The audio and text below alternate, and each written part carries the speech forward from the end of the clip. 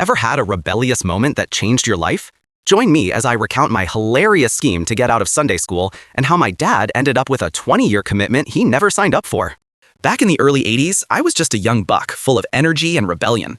My father had one unwavering rule. My siblings and I had to attend his church every Sunday.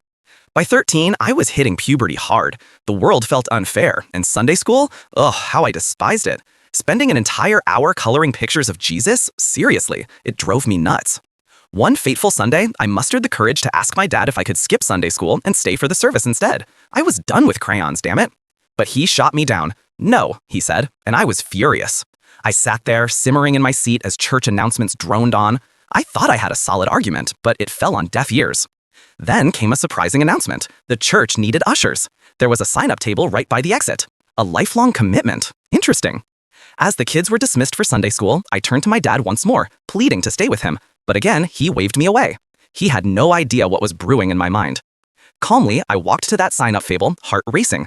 I glanced back at my dad, totally unaware. I signed him up to be an usher.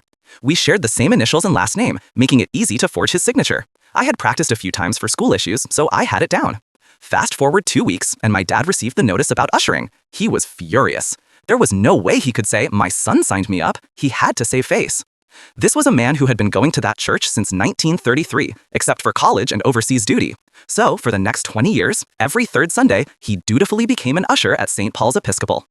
I remember the punishment I received, an ass-whooping that today's kids would never understand. But despite it all, he showed up every 3 weeks to fulfill his commitment.